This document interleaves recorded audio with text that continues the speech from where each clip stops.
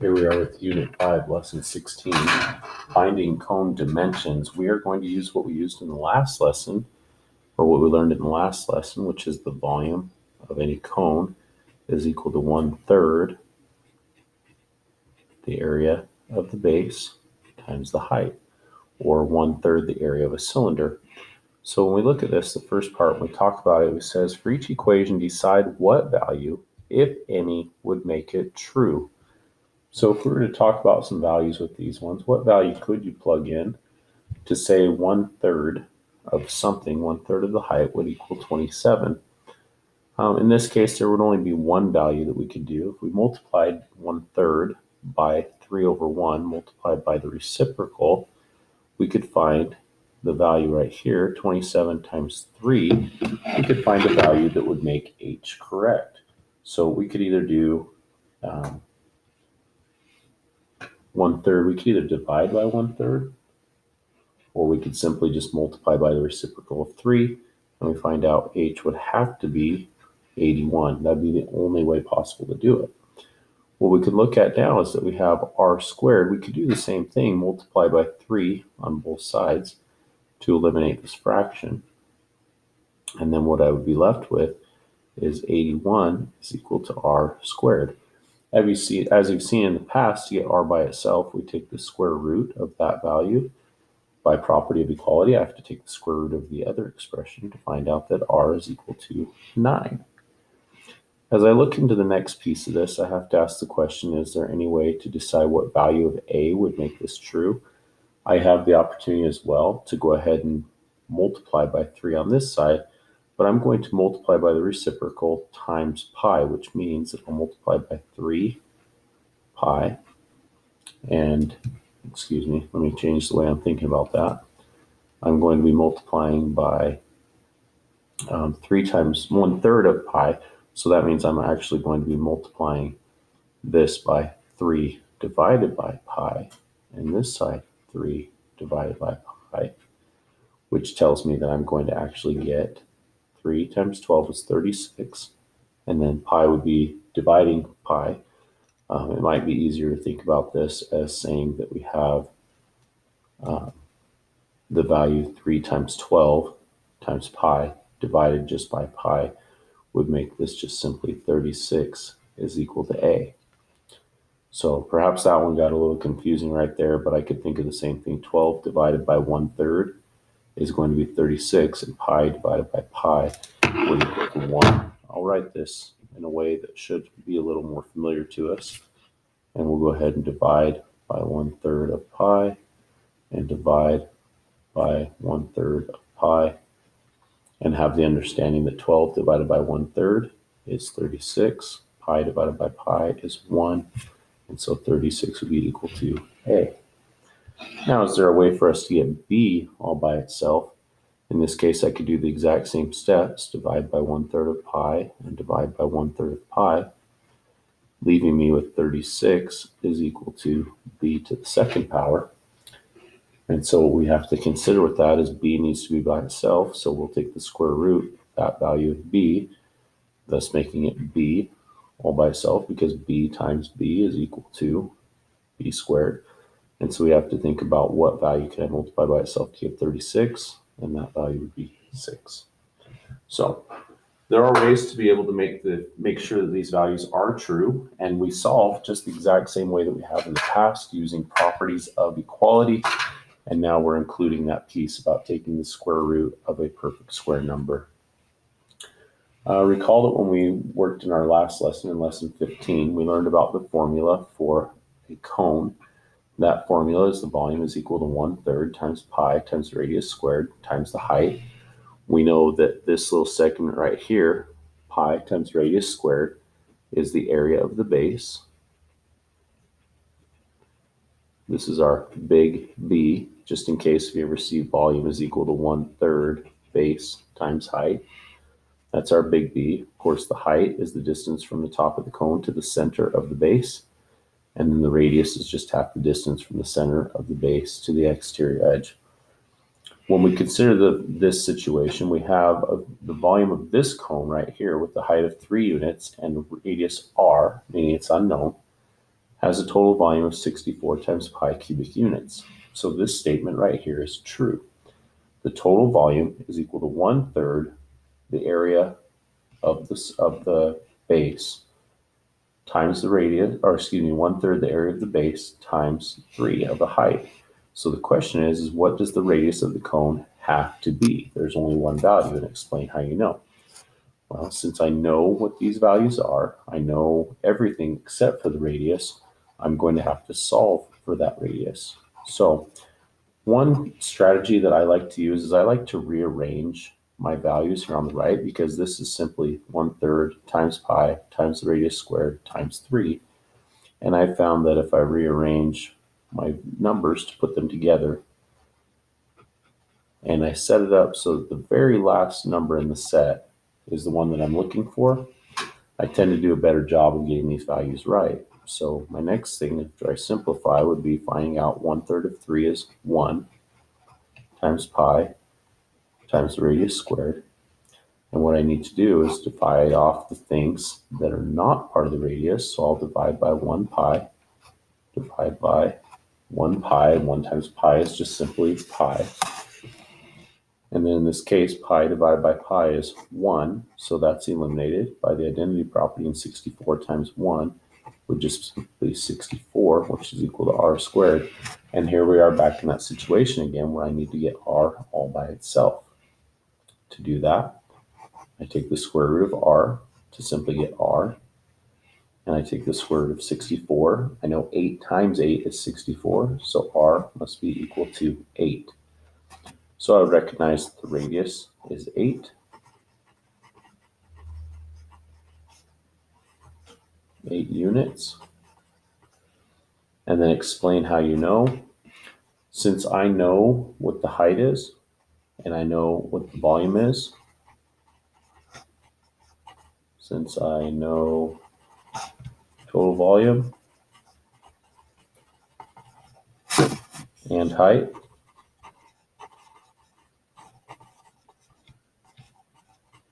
I can solve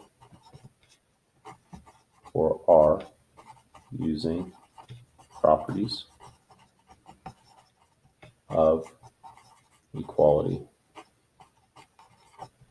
Now, I want to make sure that I'm absolutely correct here, and so I just want to double check a couple things. First off, I'm going to go back to the original equation that was given, and what I'm going to do is I'm going to plug in that value of 8, substitute back for the radius. I'll take my radius squared, which is 64.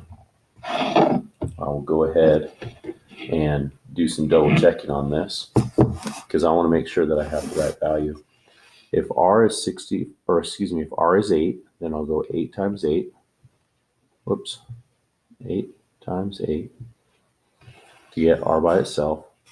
And then I'll multiply that by 3, which is 192. But then I'll have to divide that by 3 because the 1/3 part is 64. And 64 times pi is equal to 64 times pi. I am confident that my radius is 8 units long. We can do this again. We have a little bit bigger section here with this one. Now we have just this great big cone. Every single row here has some information that's missing for that cone. We need to complete that table with the missing dimensions. I think it'd be fairly easy to start with the diameter and the radius because they're very closely connected. So if I have a radius of 4, the diameter is just twice as big, so 8. If a radius is 1/3, then the diameter is 2/3. Nothing yet here. If I have a diameter of 20, then I have a radius of 10. And at this point, that's all the information I can use. To start filling out the rest of these boxes, to find the area of the base, remember that the area of the base is a circle, so it's pi times the radius squared. We're going to go ahead and leave everything in terms of pi until we get to the very last one. And so when we talk about pi, or the area of the base, that area would be equal to pi times 4 to the second power, or 16 times pi. And then I'm left with just 2 little steps to do. The volume of the cone is going to be the area of the base times the height, but we're going to divide by 3 because we need to find 1/3 of that. So as I bring back into my calculator,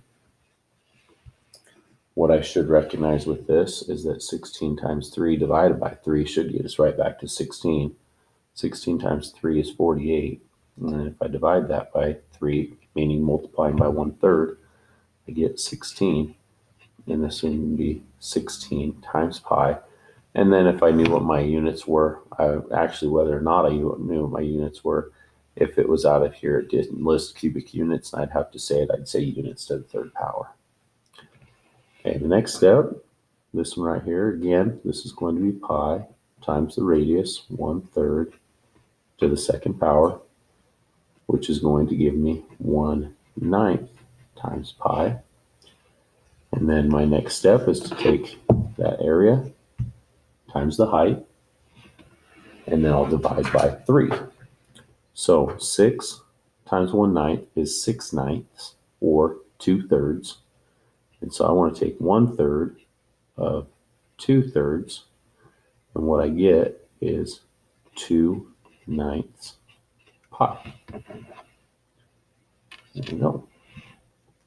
The next one, we have the area of the base, we have the height, but we don't have the radius. So that means that I need to solve for r, and then from there, I'll need to solve for the diameter.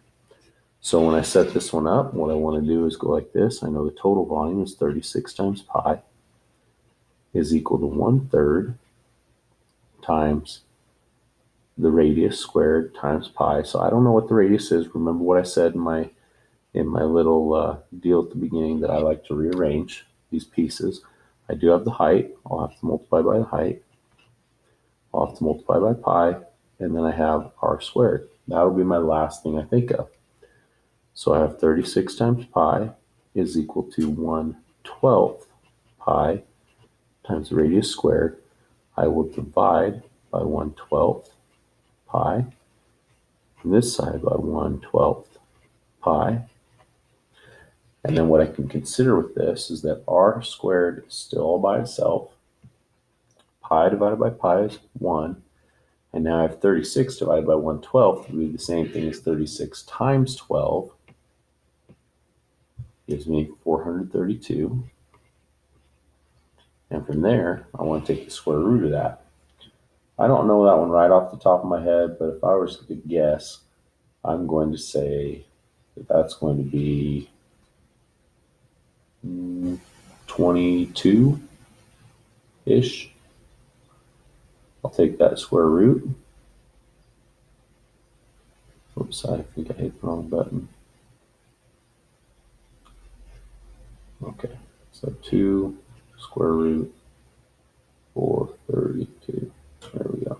No, I'm doing that wrong. Just give me a second. Oh, I see what I'm doing wrong. Okay, I found my button. It's right here. You can tell I don't use this one very often. Square root of that, approximately 20. So what we're going to do with this right here is we would take the square root here and the square root here, and since it's an irrational number, never ends, never repeats, I would say that the radius is equal to square root of 432. By golly, I hope I didn't make any kind of mistakes there for you. I already did, and I know it. Tell me what my mistake was in the comments. I know exactly what I did wrong, and I am so sorry. So I don't feel like redoing the whole video, so I'm going to leave that one to you. That one is an opportunity to tell me what I did is my error. Leave me a private comment. Don't put it into the public ones. I want to see who can come up with what I did wrong and see who's watching the videos. The next video, or the next piece of this, I see that I have the total volume is given over here of 200 cubic units. And so I would say 200 times pi is equal to 1/3 of pi times the radius squared. In this case, the radius is 10 times the height. So the height would be the last thing I'd have to think about. I would take 1/3 of 100 and divide it by 200 pi, and I should get my height. So go ahead and keep working those things. The very last one, rather than using pi, we're going to go ahead and use the ratio of pi, which is 3 1400ths. I hope that you kind of get the idea here. I just don't want to make this video really long. So I'm going to stop there. Don't forget about your opportunity to make a bonus by telling me what I did wrong on this line in this step right here. Part of that piece, make sure that you send me a picture of what the correct value would be right here for the volume of the cone, as well as the radius and diameter. Okay, all those pieces. So tell me what I did wrong and show me what would be right. As we look into this next spot, this are you ready for more if you choose to do this one. It's called the frustum.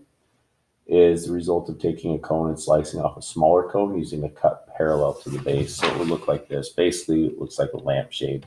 So a lampshade is the shape that we call a frustum. And you can find the formula for the volume of a frustum, including deciding which quantities you're going to include in your formula.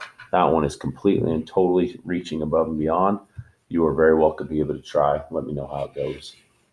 Popcorn deals. If you take these 2 different cups of popcorn, you have the cone that has one container. It's 19 centimeters tall, 12 centimeters wide on the diameter, and $6.75.